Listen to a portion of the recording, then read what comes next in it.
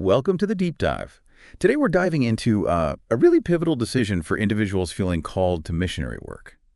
Navigating that choice between serving independently or partnering with a mission agency. Right.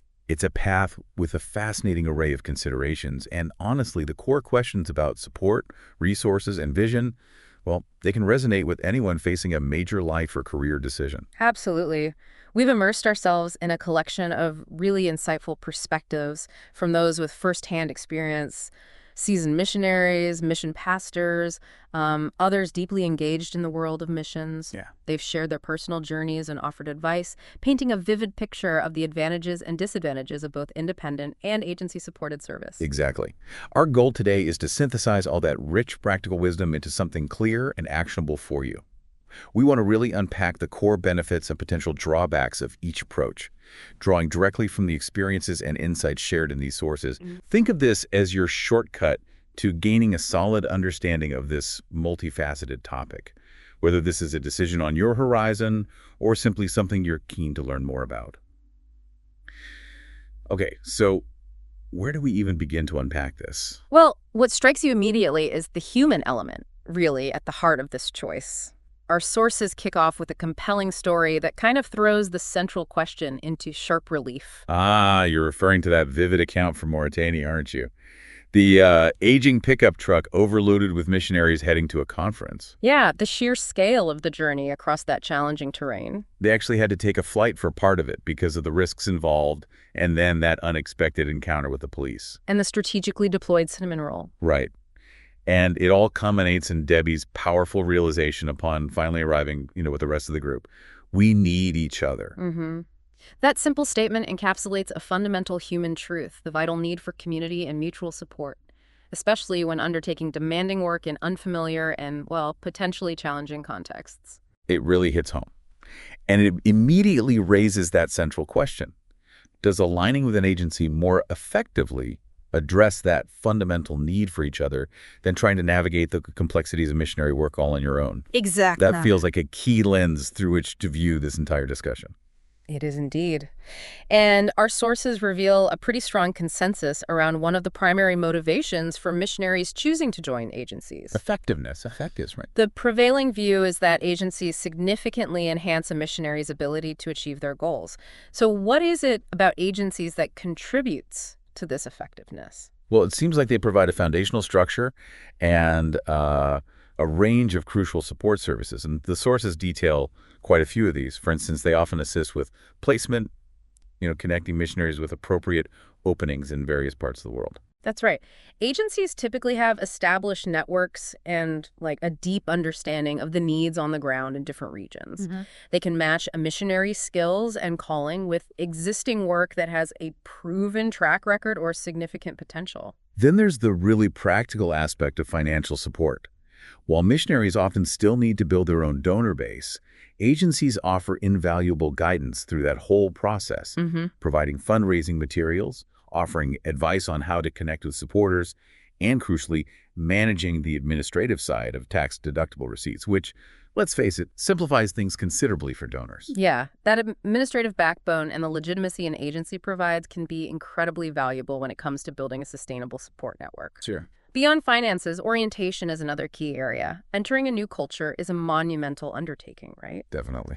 And agencies often offer structured cultural preparation, language training resources, and essential practical advice for navigating daily life in a new country. So what we're seeing here is that agencies provide this comprehensive infrastructure, almost a scaffolding. Yeah, a scaffolding, that's a good way to put it. That allows missionaries to focus on their core calling rather than getting bogged down in all the logistical complexity. Exactly, and this speaks to a key insight. Effective long-term impact often requires robust behind-the-scenes support. That pre-field preparation sounds absolutely vital. You can't just, show up in a completely new cultural context and expect to be immediately effective. Not at all. And it's not just before you go, there's often ongoing supervision. This provides a framework for guidance, helps missionaries learn from the inevitable missteps, because those will happen, and offers crucial encouragement along the way. That mentorship and built-in accountability, that sounds critical for personal and professional growth and just for sticking it out long-term in what can be really demanding work. For sure. And let's not overlook member care. Jack Volkel points out, earlier generations of missionaries often faced significant isolation. Thankfully, modern mission agencies are much more attuned to the overall well-being of their personnel, addressing their spiritual needs, supporting intellectual growth, and even providing for things like furlough arrangements, children's education, and planning for retirement. So member care is like the whole package. Pretty much. It encompasses the holistic well-being of the missionary, their spiritual, emotional, physical, and practical needs, ensuring they are supported long-term. It's a far more holistic and supportive model than the often romanticized image of the lone missionary figure. Definitely. Barbara, who served in Israel, Russia, and India, she really emphasized the value of having a team on the field. She highlighted the mutual support and counsel you get when navigating new cultural landscapes and the invaluable fellowship with other missionaries, even when you have different approaches or disagreements to work through. That sense of shared experience and common purpose can be a vital source of strength when facing difficult circumstances. Barbara also underscores the importance of maintaining close communication with the sending church back home. Right, keeping that connection strong. Keeps the supporting community informed and invested in the work. And speaking of the church's role, Porter Speakman's experience offers a really illuminating perspective. Their church, a large 8,000-member congregation, well-resourced, well-staffed. A big church. Yeah, they decided to try sending missionaries directly. What happened? What were the unforeseen challenges they ran into?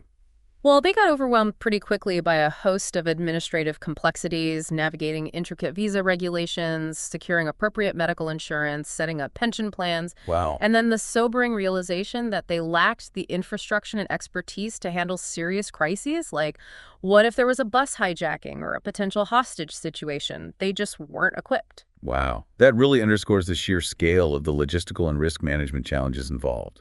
Even a large, well-resourced church like that found itself ill-equipped. Exactly. Their ultimate conclusion was that while their intentions were good, churches often lack the specialized knowledge and established resources of experienced mission agencies. So they advised caution. Extreme caution when considering sending long-term missionaries independently. They ultimately recognized the significant value in partnering with an agency for, informed placement, deep field expertise, and those crucial in-country relationships. It really highlights that agencies bring a level of specialized knowledge and an established infrastructure that individual churches, no matter how well-intentioned or resourced, might really struggle to replicate effectively. And Jim brings up another absolutely critical element, the organization and direction of prayer support. Ah, yes, prayer. Crucial. Yes, Jim emphasizes that a reputable agency takes on the responsibility of organizing and focusing prayer support for specific needs on the field.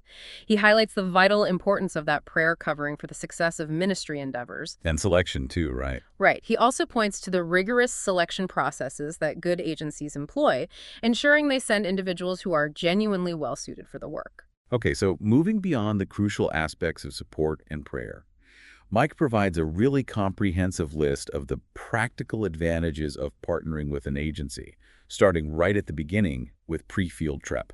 Yeah, that initial training period can be incredibly thorough. We're talking covering everything from the nuances of cross-cultural adjustment and anthropological insights to effective mission strategies and principles of church planting. Giving new missionaries a much stronger foundation to build on. Absolutely, a stronger foundation for their ministry. And then there's the strategic planning component.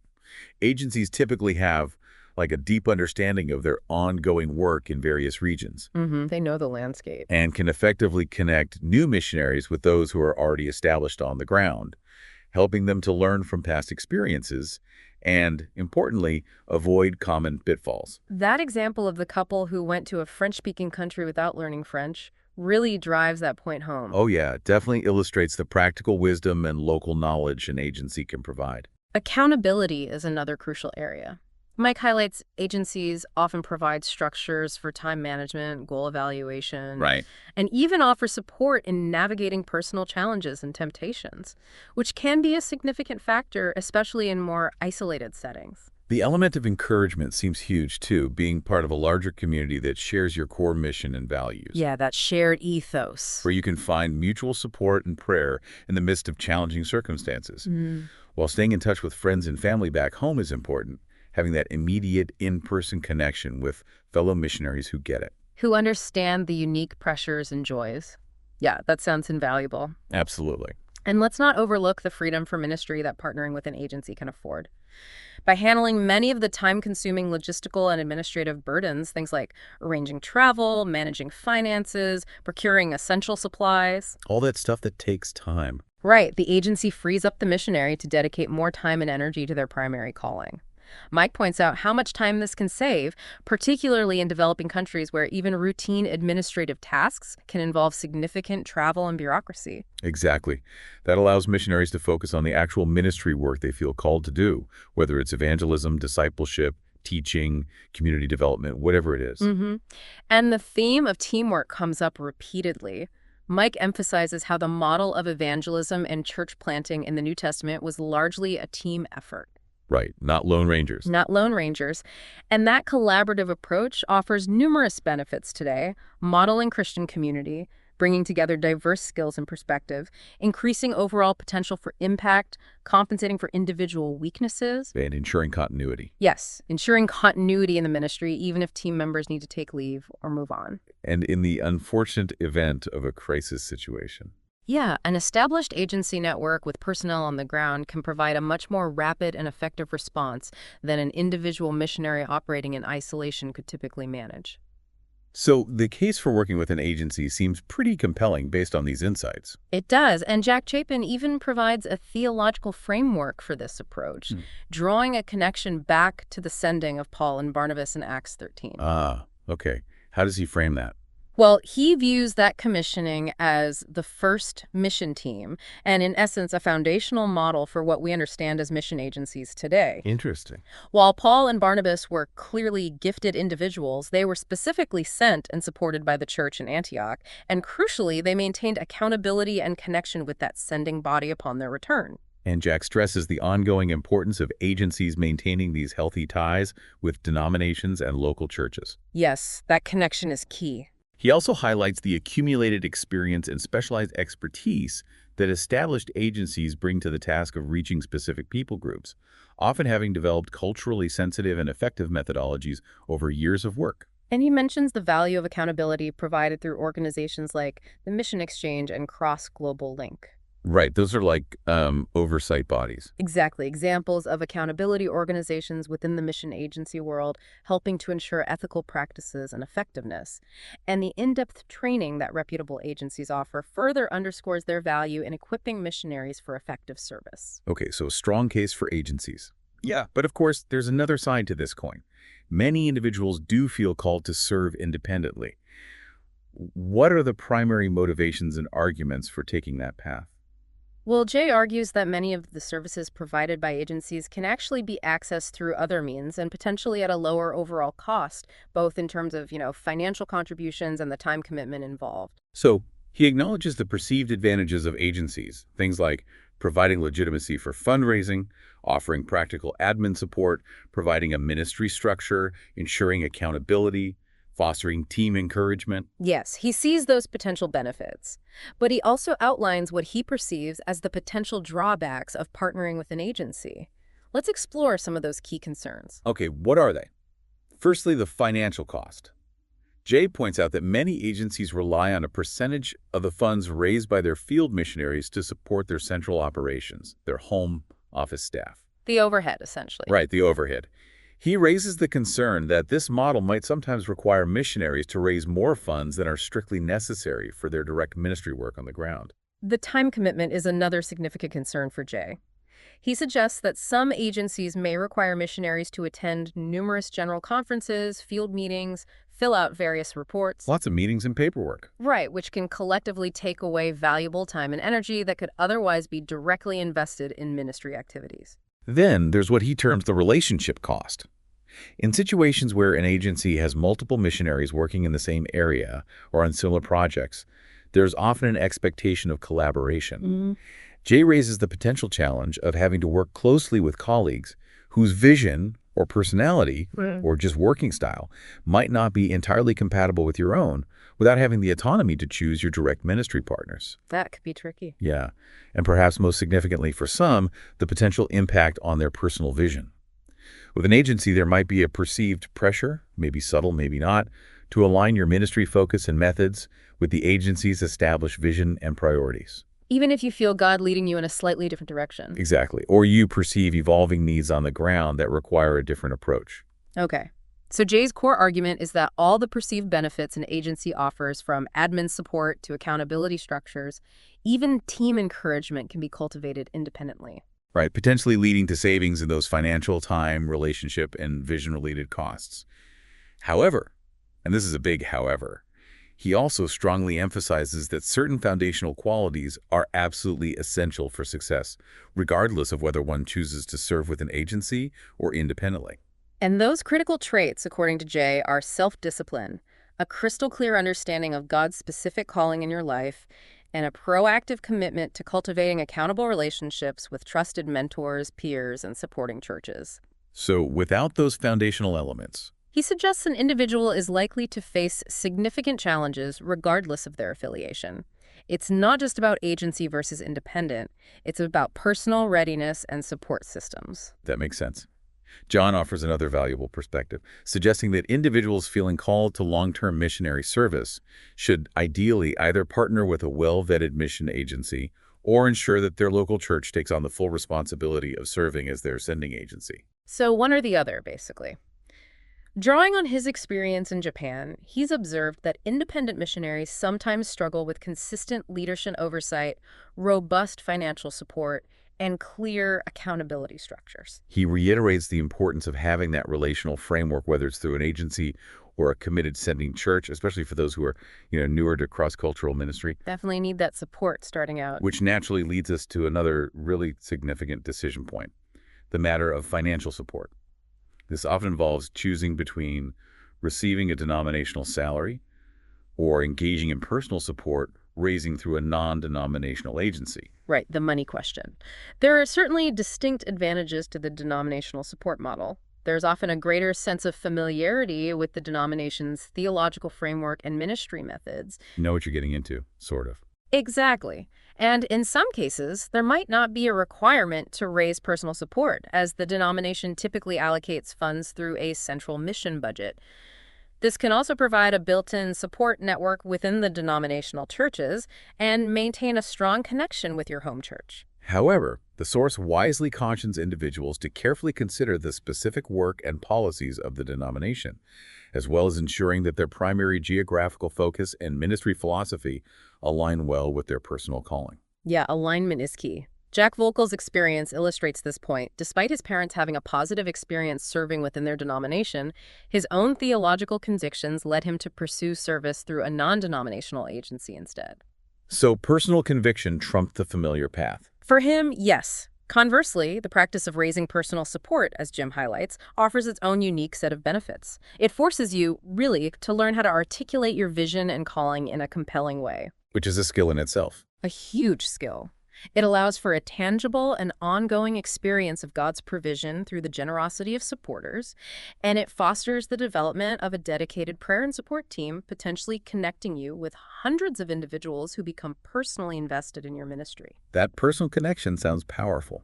And while the model of personal support raising is often associated with non-denominational agencies, it's important to note, as the sources say, that effective denominational agencies also actively work to connect their missionaries with local churches for partnership, prayer, and financial contributions too. Right, it's not always an either-or. David Smith's personal journey provides a compelling real-world example of the complexities here. He ultimately declined both denominational support because it didn't align with his desired field of service, and direct church support because the timeline wasn't right. So he felt God leading him elsewhere. Yes, he joined WEC instead, underscoring the importance of discerning God's specific plan and being open to unexpected pathways, even if it seems harder initially. And the editor's note reminds us that the landscape is evolving, with some denominations choosing to partner directly with mission agencies now, offering yet another avenue to explore. Things are always changing. Okay, so for those who do feel that partnering with an agency is the right path forward, the next crucial step is the often daunting task of selecting the right one. Our sources strongly emphasize the need for thorough and prayerful consideration. Absolutely. It's a decision likened to choosing a life partner, a significant and long-term commitment with profound implications. You don't rush into it. Definitely not. The initial step, particularly if your church is affiliated with a denomination, is to engage in open conversations with your church leadership and mission pastors about potential denominational sending options first. Makes sense. Start with your home base.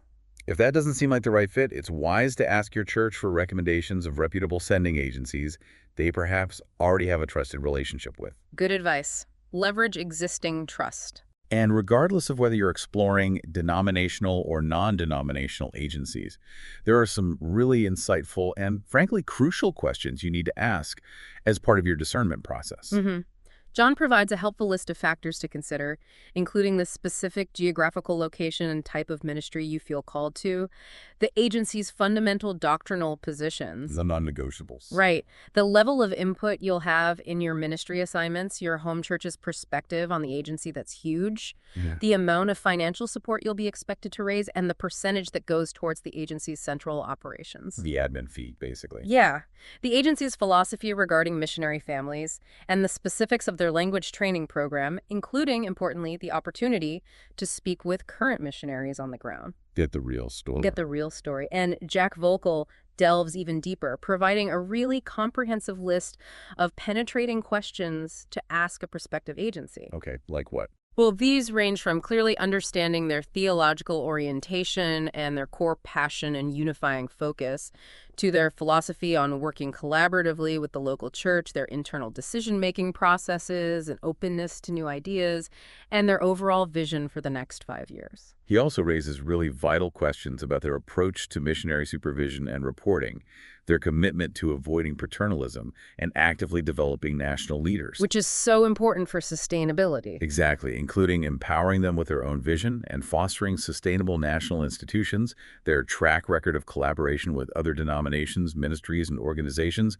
and their detailed philosophies on member care and crisis management. He also emphasizes understanding the agency's provisions for missionaries' children and their educational needs, the nature of their orientation program before going to the field, and the support they offer upon returning. The whole cycle of service. Right. Their policies regarding continuing education and study leaves, the financial allowance they provide for language preparation, and even the insightful question of asking about the organization's self-acknowledged weaknesses. Ooh, that's a good one. Shows humility and self-awareness. It can be very telling, reveals a level of self-awareness and a commitment to ongoing growth. And both John and Jack underscore the critical importance of involving your local church leadership throughout this whole agency selection process. You're not doing this in a vacuum. No, it's a partnership. And the editor's note offers a helpful suggestion for those in congregations that may not have a strong missions focus, encouraging them to seek out mentorship from more experienced individuals within the broader Christian community. Find someone who's been there. Exactly. Steve Scheller offers another valuable framework for thinking about agency selection, highlighting the 4 key parties that are inherently involved in this process. You as the individual. Right. God's leading. Obviously crucial. The mission agency itself and your local church community. All 4 need to be in sync, ideally. He stresses the importance of developing a broad understanding of God's global work, perhaps through engaging with a program like Perspectives on the World Christian Movement. Get the bigger picture. He also reminds us that the selection process is mutual. Just as you are discerning whether an agency is the right fit for you, the agency is also discerning whether you are a good fit for their organization and mission. It's a two-way street. And he reinforces the absolutely crucial role of your home church in the sending process and the significance of their perspective and any existing relationships they might have with potential agencies. Steve also highlights the need to carefully evaluate an agency's operational methodologies in key areas, such as their approach to serving the poor, their commitment to reaching unreached people groups. How they actually do the work. Exactly. How they address the holistic needs of individuals, physical, spiritual, and emotional, their emphasis on comprehensive disciple-making rather than just evangelism, their commitment to planting indigenous and self-sustaining churches, the quality of their missionary care programs, and their established processes for conflict resolution. Lots to consider there.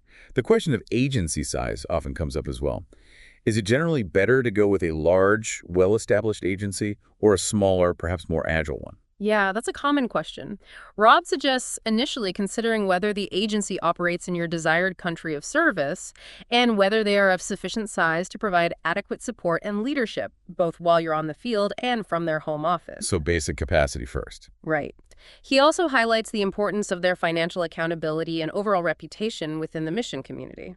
Paul offers a slightly different angle, advising individuals to initially focus less on the size of the agency and more on their specific ministry interests and calling. Follow the passion. Yeah. For example, if you feel a strong pull to minister to a particular people group or to utilize specific professional skills like nursing, he recommends seeking out organizations that specialize in those areas, emphasizing the importance of finding a good fit in terms of mission focus over sheer size. That makes sense. Jim outlined some of the distinct advantages of both larger and smaller agencies. Larger agencies often boast a wider range of ministry opportunities across the globe and have more established regional support networks, which can be beneficial. More options, bigger network. Smaller agencies, on the other hand, can often foster more personal relationships with their staff and offer greater flexibility in pursuing niche or more individualized ministry approaches. More personal, more flexible, maybe. Right. Jim personally expresses a preference for smaller agencies due to the more personalized guidance and greater adaptability they often provide. But that's his preference. And it seems like your specific ministry goals can indeed influence which size of agency might be the most appropriate fit for you. Definitely. Bill's experience of transitioning from a smaller agency to a larger one due to concerns about adequate support and clearly defined safety procedures underscores the critical importance of asking detailed questions about an agency's crisis management protocols and established policies, regardless of their size. So safety and support structures are paramount. You need to know they have solid plans in place. And Mark brings us back to a really fundamental point. Ultimately, you need to focus on the agency's core DNA. Their essence. Yeah, their underlying purpose and guiding ethos, and ensure that it aligns well with your own ministry goals, personal values, and working style. He highlights his own agency's specific and central focus on reaching unreached people groups through the intentional planting of indigenous churches as a key aspect of their DNA. Find the right match for you. Okay. Finally, for those who are still in the midst of their education or maybe early in their career, the question of when to begin the process of looking at mission agencies often arises. Is it too early? Good question. Rob's advice is basically, it's never too early to start exploring. Start your initial research now, exploring agency websites, understanding the regions where they serve, the types of ministries they are involved in. Just get familiar. Exactly.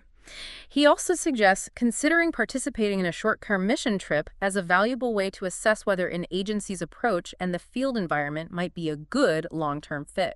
Try before you buy, almost. Sort of. He even mentions the benefit of attending an agency orientation session early on, as this can potentially allow you to begin building your support network even before graduation. Neil Parolo emphasizes the importance of involving your church leadership right from the very beginning of this discernment process, aligning with the principles we see back in Acts 13. That church sending model. And allowing the Holy Spirit to guide through mutual confirmation and agreement within your faith community. Don't go it alone. Right.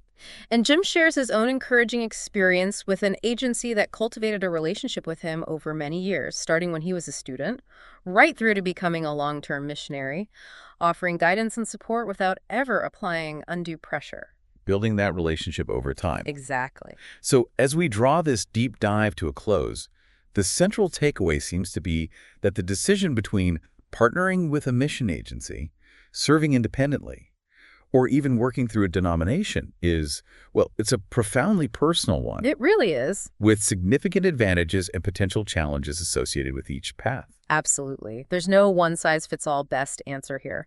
The optimal choice truly depends on your unique calling, your individual personality and skill set, your specific ministry vision, the level of support you anticipate needing, And the fit. and the degree of alignment you feel with a potential partner, whether that's a mission agency or your local church stepping into a more significant sending role. We really encourage you to take some time to reflect on the key questions that have emerged from the source material and our discussion today, paying particular attention to your own inherent strengths, potential weaknesses, and anticipated support needs as you consider your next steps. And continue to thoughtfully consider those crucial factors. The availability of robust support structures, the importance of accountability in your ministry, the various financial models available, the long-term alignment of your vision with potential partners, Yeah, don't forget the church. and the absolutely foundational role of your local church community in this entire process. This leaves us with a final thought for you to perhaps ponder. Considering the diverse range of perspectives we've explored today, what single factor do you believe is the absolute most critical when discerning the right path for your potential mission service? And what are the core reasons that inform your perspective? Yeah, what's most important to you? We encourage you to continue exploring this vital decision with prayerful consideration and a spirit of discernment.